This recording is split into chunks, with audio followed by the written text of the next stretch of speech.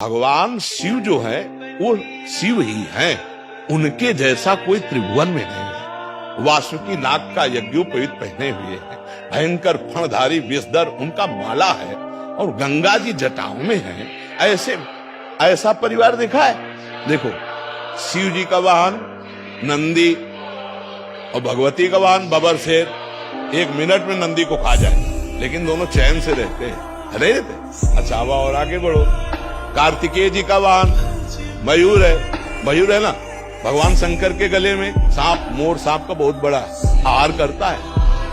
सांप का आहार। गणेश जी का वाहन चूहा है ना, कहीं झगड़ा देखा? बिल्कुल शांति से पूरा अरे शिव की क्षमता कोई कर सकता है? शिव तो शिव है। व्यसन करने में शिव को मत ला यार, ये भगवान शंकर नशा कर। अरे यार, वो तो परमात्मा है यार, वो तो महादेव, देवाधिदेव महादेव है। नहीं, ऐसा नहीं। शिव जी ने तो हलाल जहर पिया, भले एक बूंद पी के दिखाओ।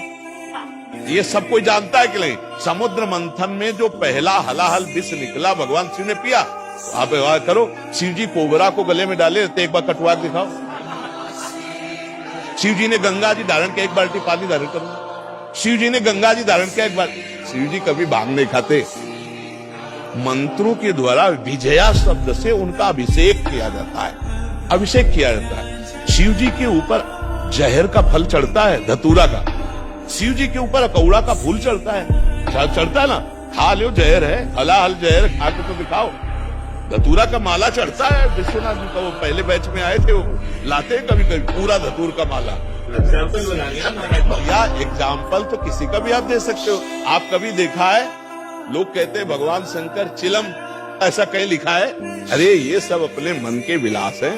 वो जगत की रक्षा के लिए हलाहल विष पिया, समझ रहे ना? तो जो हम सोने के समय रट रहे थे, वही जगने के समय चेतना जागृत होते ही निकल पड़ा।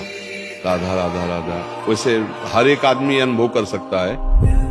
ऐसे ही हमने मूर्छा के समय भी देखा, जब हमारे डायलिसिस के लिए ऑपरेशन हुआ, ये उदर वाला, फिर छाती का यहाँ ऑपरेशन, फिर हाथ का, तो यहाँ वाले में हमें बेहोश किया गया। तो हमें जब बेहोश करने को था तो हमने उनसे कहा था कि आप बेहोश करने के कुछ मिनट पहले हमें सूचित कर दीजिए कि मैं आपको बेहोश कर रहा हूँ। तो उन्होंने बताया कि बाबा अब हम इंजेक्शन लगाने वाले हैं।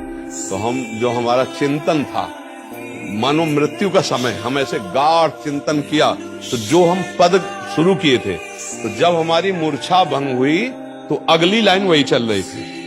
शयन के समय, मूर्छा के समय, तो वही आप मूर्छा जैसा समझ लीजिए इसको। तो जिस समय आप राधा राधा चेतना में बोलकर आपकी चेतना शक्ति, स्मृति शक्ति लुप्त हुई, फिर जब जागृत हुई तो फिर राधा राधा आप बोल रहे हैं कि मुझे ग्लानि होती, तो वो पूरा समय आपका भजन ही माना जाएगा। अगर उस स्थिति में प्राण चले जाते हैं तो आपको भगवत प्राप्ति होगी। क्योंकि मूर्छा के पहले आपने राधा बोला था। मूर्छावस्था में आप असमर्थ हैं, ना सत बोल सकते ना असत, ना सत्क्रिया ना असत क्रिया। तो अब आपका राधा ही माना जाएगा वो प्रारंभ का, और उसी से भगवत प्राप्ति हो जाती है। जैसे कोई सुबह बोला राधा और बेहोश हो गया, अस्पताल में भर्ती हो गया, और उसे होश ही नहीं आया, समाप्त हो गया शाम तक, उसे भगवत प्राप्ति हो गई। क्योंकि अंतिम उसकी चेतना में पहली बार राधा जो निकला, फिर मूर्छित हो गया, तो उसका वही माना जाएगा अंतिम समय स्मरण, और उसी से भगवत प्राप्ति हो जाएगी। आप समझ पा रहे? जी।